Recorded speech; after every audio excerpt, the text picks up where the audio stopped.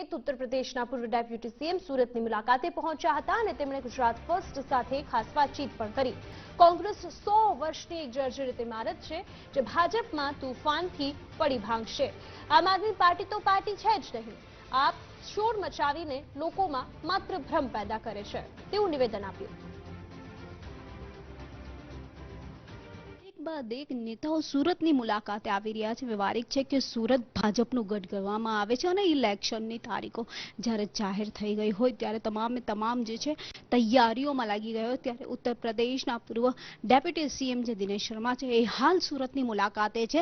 આપણે દિનેશજી જોડે વાત કરીને જાણીશું કે એમનું શું કહેવું છે। दिनेश जी, गुजरात फर्स्ट न्यूज में पहले तो आपका स्वागत है और आपसे जानना चाहूंगी आपको क्या लगता है इस बार की रणनीति किस प्रकार की रहेगी, क्योंकि सूरत है जो है यहाँ पे त्रिपांखिया जंग, मतलब कि 3 पार्टियां एक दूसरे के साथ जंग लड़ रही है। नहीं, 3 नहीं लड़ रही जंग, 2 पार्टियां आपस में जंग लड़ रही हैं और वो अपने अस्तित्व की अंतिम लड़ाई लड़ रही हैं। उन 2 पार्टियों का नाम है आम आदमी पार्टी और कांग्रेस पार्टी। उत्तर प्रदेश में एक नौटंकी होती है, उसमें नगाड़ा बजता है, आवाज करने वाला म्यूजिकल इंस्ट्रूमेंट होता है। वो नगाड़ा जो बजा है वो दिल्ली में और पंजाब में झूठ का नगाड़ा बजा है और वो सूरत में आके और खासतौर से गुजरात में आकर वो बंद हो जाएगा, मंद हो जाएगा। ये मोदी जी और अमित शाह जी की कर्मस्थली है। मैं 3 साल से ऊपर गुजरात का प्रभारी रहा हूं भारतीय जनता पार्टी का, और मुझे तो देखकर आश्चर्य हो रहा, मैं कई जिले होकर आया हूं कि जो पहले गुजरात में वातावरण था पिछले चुनावों में और इस चुनाव में, जैसे कहते हैं ना कि जादू चढ़कर सर चढ़कर बोल रहा है, तो गुजरात में मोदी जादू जो है वो लोगों के सर पर चढ़कर बोल रहा है और मुझको विपक्ष की उपस्थिति कहीं दिख नहीं रही है।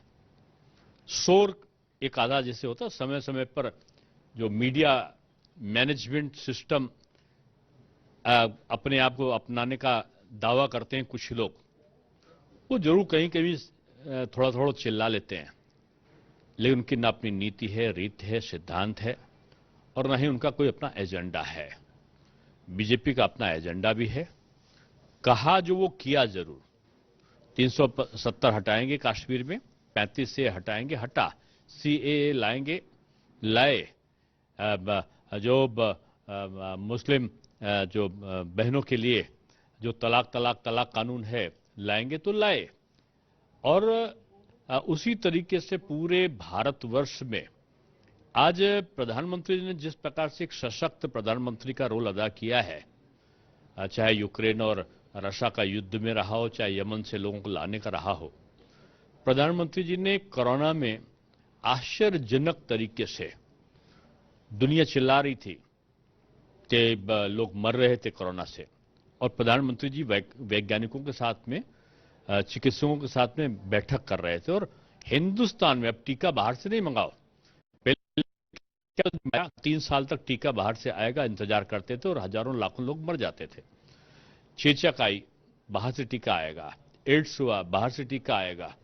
कोई भी बीमारी होती थी टीका बाहर से आता था, लेकिन अब की टीका बाहर से नहीं आया। हिंदुस्तान में कोरोना के 3 टीके बने। आपने नौटंकी पार्टी थोड़ी देर पहले कहा, इसी नौटंकी पार्टी का इस वक्त मेरे जो ये गुजरात फर्स्ट न्यूज है, इन्होंने सबसे बड़ा पर्दाफाश किया है। आप भी पूरी दुनिया में घूमते हो, आपको भी पता होगा कि अभी सूरत में हाल ही कदोदरा से 20 लाख रुपए आम आदमी पार्टी के जो उम्मीदवार है उनकी गाड़ी में से बरामद किए गए। आईटी की तपास का धमधमाट चला और इस वक्त अब ये जो तपास है दुबई तक जा चुकी है, जिसका सबसे बड़ा पर्दाफाश मेरे गुजरात फर्स्ट न्यूज ने किया है।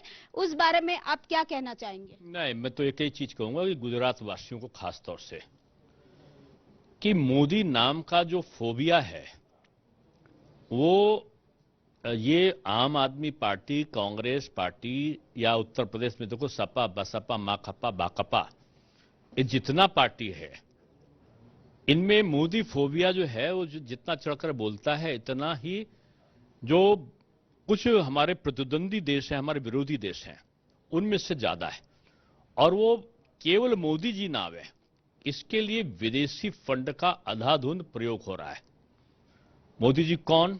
गुजरात की अस्मिता, गुजरात मॉडल को पूरे भारतवर्ष में लाने वाला एक सांकेतिक महापुरुष, उनको कैसे समाप्त करो, ये अंतर्राष्ट्रीय षड्यंत्र का हिस्सा कुछ पॉलिटिकल पार्टीज के लोग बनते हैं और वो लोग विभिन्न प्रकार के आर्थिक धन का दुरुपयोग करना, विभिन्न प्रकार के आरोपों प्रत्यारोपों को करना, छोटी घटना खुद से करना और उसको दुष्प्रचारित करा देना।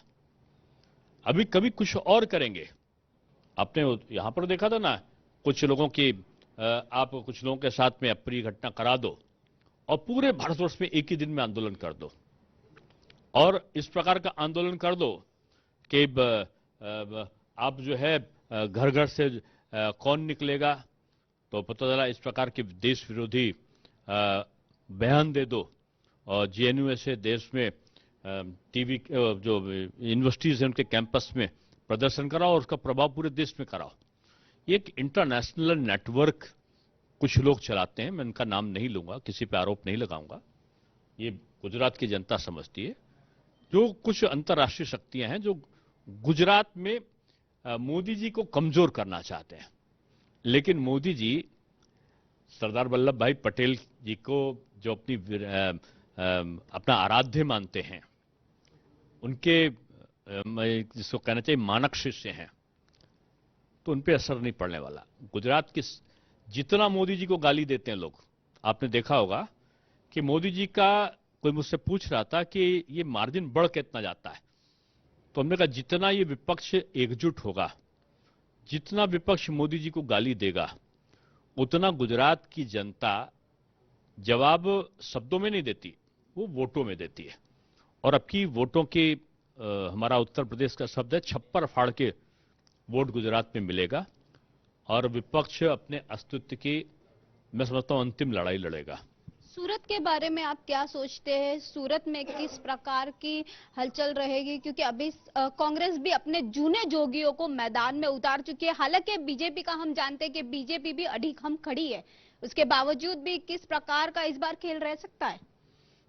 कांग्रेस 100 साल से ऊपर बनी एक जर्जर ऐतिहासिक इमारत है जो गुजरात के विधानसभा चुनाव में बीजेपी के तूफान से, मोदी तूफान से कभी भी चरमराकर ढहने वाली है चुनाव परिणाम के बाद। और आम आदमी पार्टी तो पार्टी है ही नहीं, कुछ ऐसे तत्वों का समूह है जो हल्ला मचाकर, झूठ बोलकर लोगों में भ्रम पैदा करने की कोशिश करते हैं। और मैंने कहा कि उत्तर प्रदेश में एक शब्द है नौटंकी, तो उसमें जो नगाड़ा बजता है वो हो सकता है कि दिल्ली में बज गया हो और जो पंजाब में बज गया हो, लेकिन गुजरात वाले जो हैं नौटंकी के नगाड़े की आवाज को मंद करना जानते हैं। तो मैं समझता हूं कि इसमें मुकाबला केवल 2 पार्टियों के बीच में है गुजरात में, वो है कांग्रेस और आम आदमी पार्टी। और छोटी मोटी पार्टी ये एनसी है, की शरद पवार जी की नेशनल कॉन्फ्रेंस है, या जेडीयू का एक आधा सीट पे, या छोटू बसावा वाली पार्टी का एक आधा सीट पे। बीजेपी से मुकाबला किसी का नहीं है। ચોક્કસથી એટલે બીજેપીની સાથે કોઈનો પણ મુકાબલો ના થઈ શકે એવું સ્પષ્ટ દિનેશ શર્માજી દ્વારા જણાવવામાં આવી રહ્યું છે। અને જે રીતે પંજાબની અંદર નગારો ફાટી ગયો છે, જે રીતે નોટંકીઓ થઈ રહી છે, જે રીતે ડ્રામા થઈ રહ્યા છે, એ જ ડ્રામા દિલ્હી પંજાબમાં થયા, પરંતુ ગુજરાતની જનતા જે છે ખૂબ હોશિયાર જનતા છે, એટલે ગુજરાતની જનતાને કોઈ પણ ઉલ્લુ ના બનાવી શકે એવું પણ સ્પષ્ટ રીતે કહેવામાં આવી રહ્યું છે। કેમેરામેન રાકેશ રાજપૂતની સાથે રાબિયા સાલે, ગુજરાત ફર્સ્ટ, સુરત।